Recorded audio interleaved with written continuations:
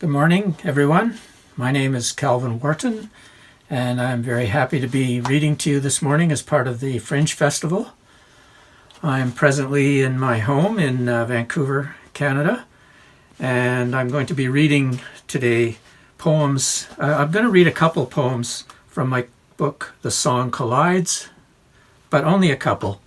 Most of what I read is going to be new work from my next book, which is called This Here Paradise.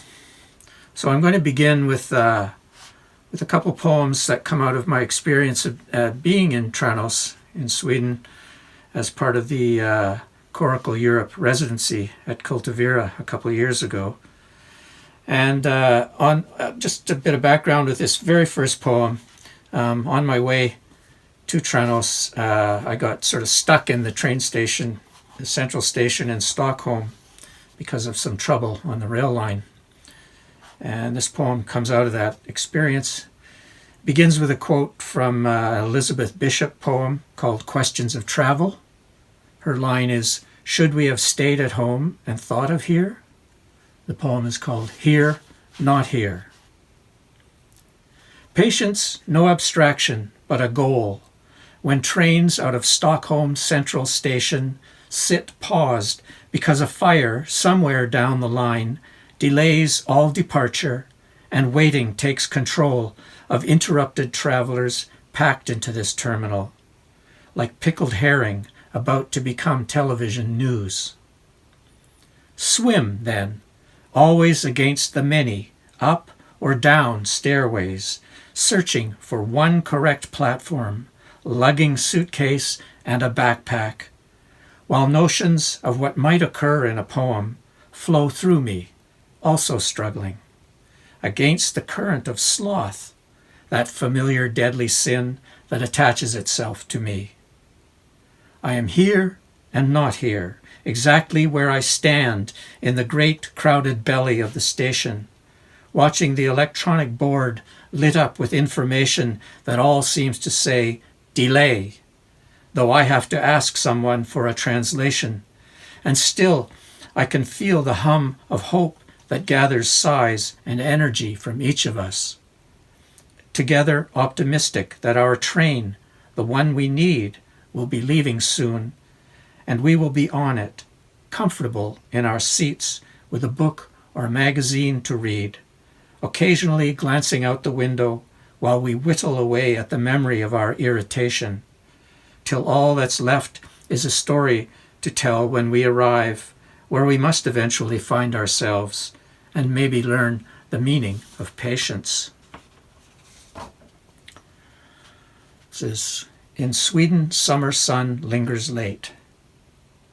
Tranås summer light hangs on, as if it needs so little sleep you can walk far into the night, accompanied by the glow along horizon ledge. After drinking with a Swedish poet who described his days in a Turkish prison, how he had to pay someone to bring him meals, a dining ambiance suggesting danger. Something you cannot fully know, but stir in thought on the way back to your room, until startled by two wild hares, moving so fast they cross your path and are gone who knows where in the time it takes to speak aloud the name of them, a tentative sound which perhaps carries to a young African man who approaches. His intoxication hampers conversation, and you apologize for not understanding anything he says except Africa. Still, he shakes your hand again and again, embraces you twice before you part. There he goes, carrying some deep sadness he could not convey precisely. So you can only guess what this exchange could mean for him, for you. It travels alongside the last steps to your room, lit dimly by that lingering strip of sun's light, illuminating only so much in Sweden in summer, so late. And summer, it's a time when we often have in where I live, we have wasps that show up in the summer. toward the end of the summer, and this poem comes out of many experiences with that particular insect. Wasps. 1. The wasps have made their way and a home inside the wall of our house. We hear them humming their waspy tune. No words we understand, only a buzzing choral cantata. We dread because we know we can't just ask them to leave, which means we'll have to evict them, a process certain to be unpleasant for both parties, our poison or their malice. Some summers, they are everywhere, and this year is one of those. The wasps are at their peak of a mysterious natural cycle and cannot be ignored. I see them insinuate themselves uninvited at outdoor gatherings, touching down on plates of food, hovering over a glass of wine or beer, trying to climb inside a friend's shoe, even nesting in the bell of a hanging wind chime. I guess they hope the breeze won't wring them out. We flinch at the threat of their sting, a jab of electric pain, venom too, that swells an arm or leg enough to make us weary, despite that they are smaller than the finger we point at them. Still, I try not to hate wasps, try to remember that without them there would have been no bees, though it's easy to forgive bees for any of the traits the two species share, while I continue to distrust wasps whenever they appear. 2. I'm at work in the garden, watering, when I hear a droning whisper at my ear. Turn my head, and there an embodiment of yellow and black stripes hovers, looking like a miniature variation on the Pope's Swiss Guard. "Hey," it says, "can I get a drink of that water?" Despite my surprise, because I don't expect a wasp to be so polite, I shrug and offer with a gesture, "Help yourself, but keep that stinger away from me." The insect zips to the end of the hose, about to take a gulp or whatever they do, then pauses. I don't know why you people are so hard-hearted toward us. We have a lot in common. Both have queens, make paper, appreciate gardens. And though some of us are solitary, many of my kind are very social. I have no interest in this conversation. Instead, keep an eye on the little buzzer. It's a good day to be a wasp, I answer, trying to gauge if it has hidden intent. There are mysteries I could explain, it says, but I answer with another shrug. It looks up at me and appears to shake its big-eyed head. A good day to be in the garden, it says, then lifts off, up and backwards, as they do, whistling past leaves and blossoms, soon out of sight. Now, if it had been a butterfly or honeybee, I might have enjoyed an opportunity to engage in discussion, though they never seem to speak.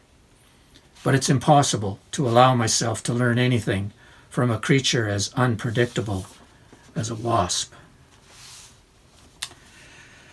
When I taught writing, which I did for many years, I often ask my students to write what I call an instructional poem, which is a poem that tells you how to do something. And it might be more literal or less literal, depending on what the approach you take.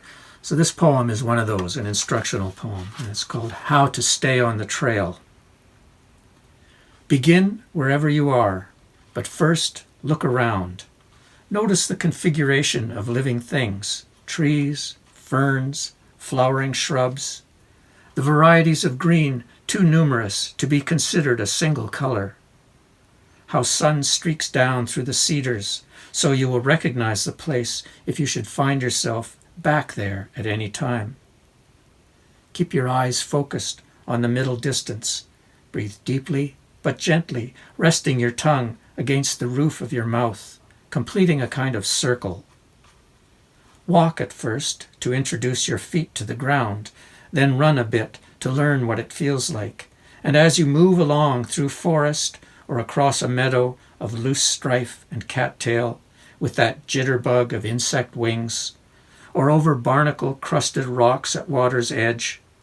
Whisper a song to give yourself hope, directions, light to see by, all these things contained in music.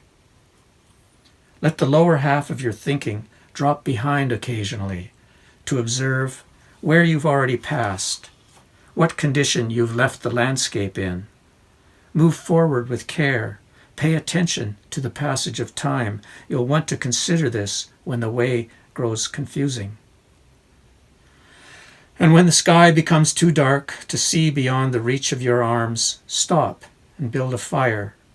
Sit on a rock or log and contemplate the flames, the way they remind you of voices you've heard, of everything you've seen, while you wait for the trail to open up again, radiant and slightly unfamiliar with the rising of the fog.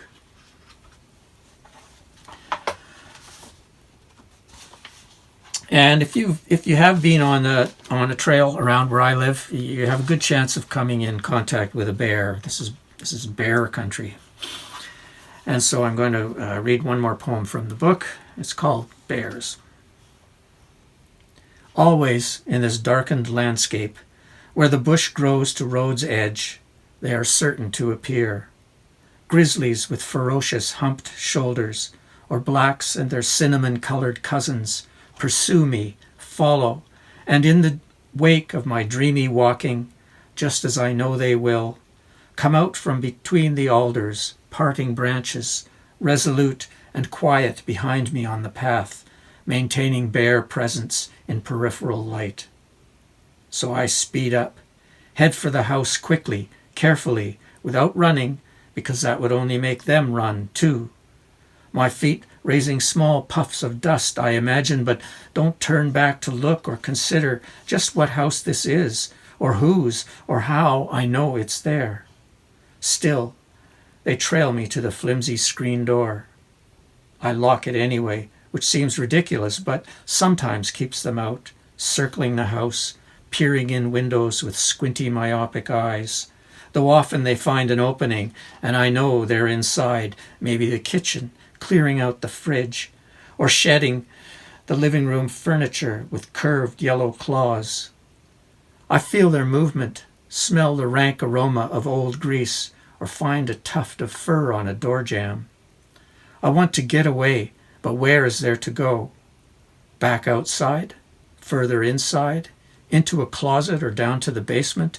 This house, wherever it is, I suddenly realize, is never enough to keep me separate from their intent, those bears, unsettled night, the looming day that waits.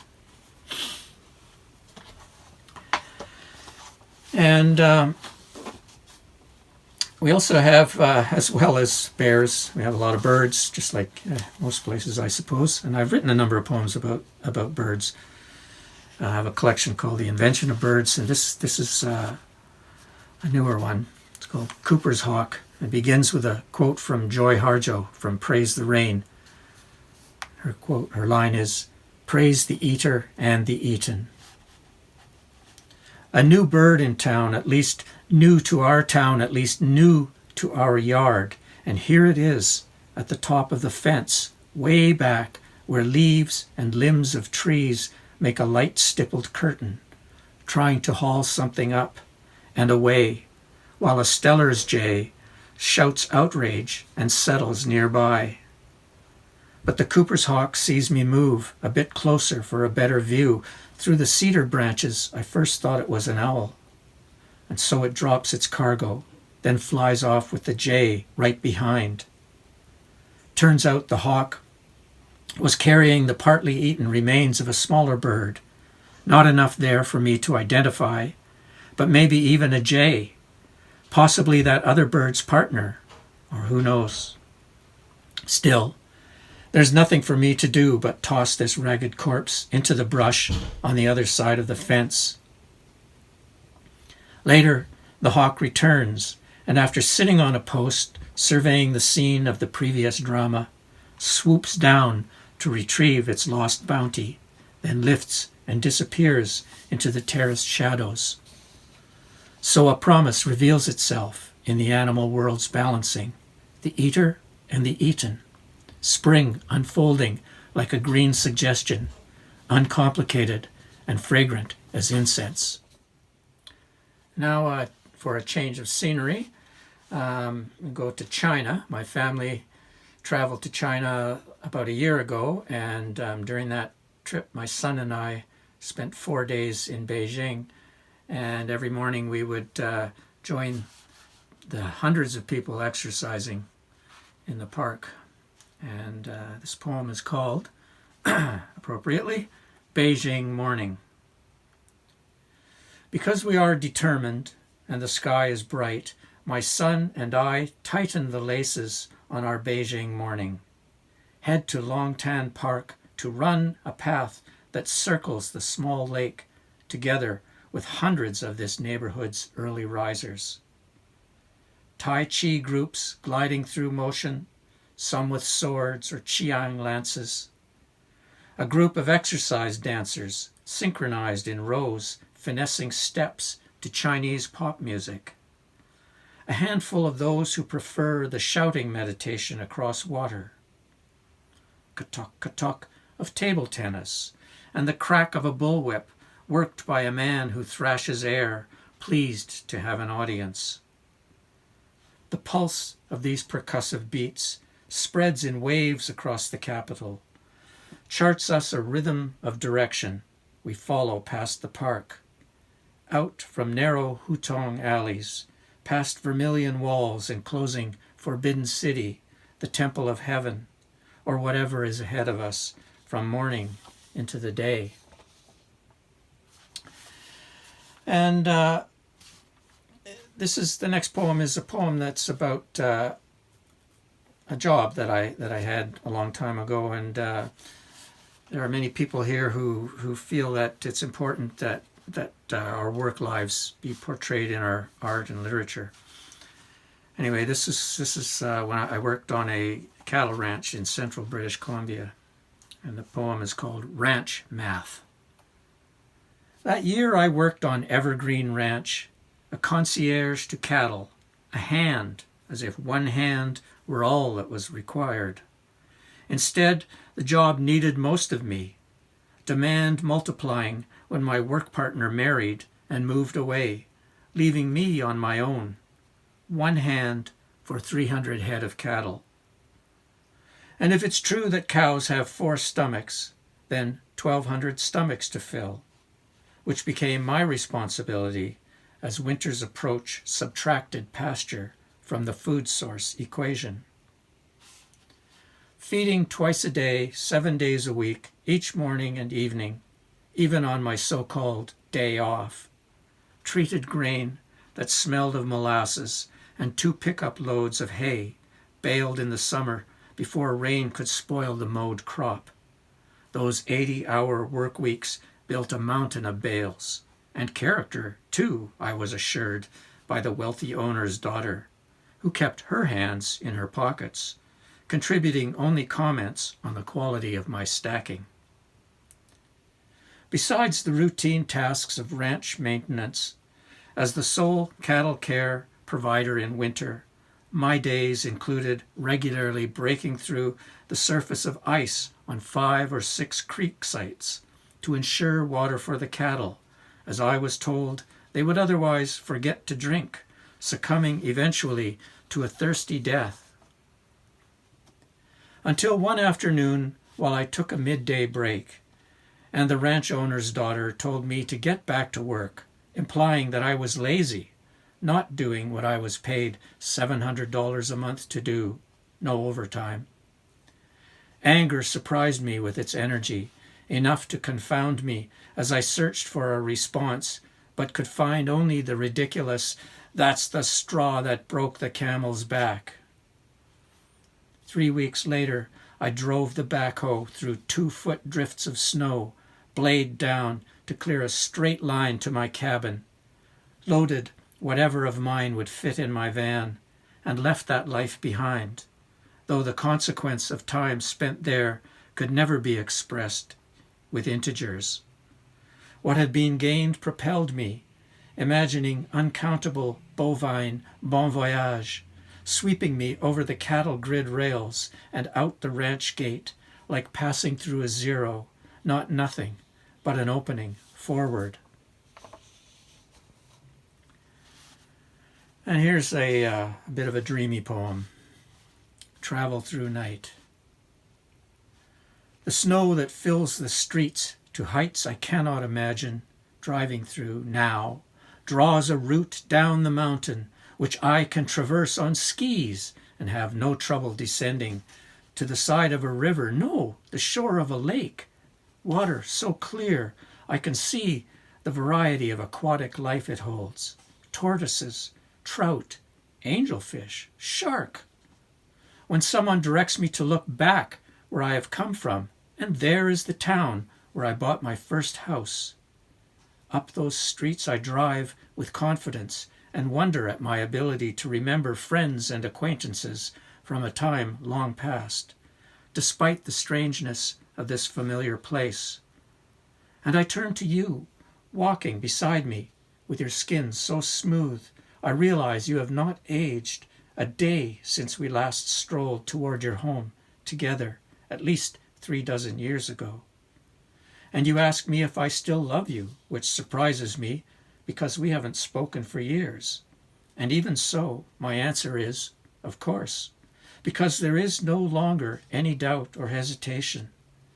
And we both look up at towering monuments, buildings which are in some way also statues, marking the places I like best in this foreign city I cannot name, but can locate on a map of the world, meshed with highways indicating how I can travel from here to the spice markets of tropical islands, surprised when I realize I am alone in the back of a car. Even the driver now disappeared, so it is only through concentration and my willful intent that I can take control of this vehicle, carefully steering it through the night and on into morning.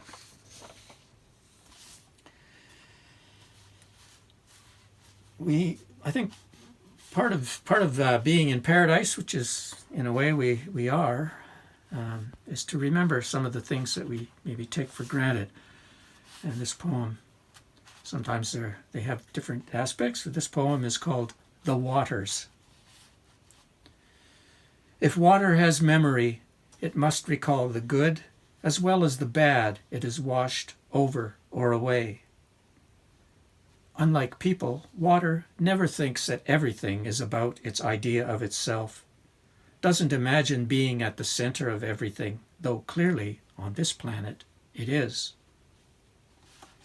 Water may change its mood, turn to ice or steam, or take a variety of names, agua, o, vaten, shui, but remains the same fluid thread winding through every living thing, knotting or releasing the facts of the matter. In the news, water plays one of two roles. Either there's too much or not enough. Drought withholds sky's gift of rain, and sun inhales whole lakes, rivers, leaves the earth a splintered landscape with an arid wish for moisture.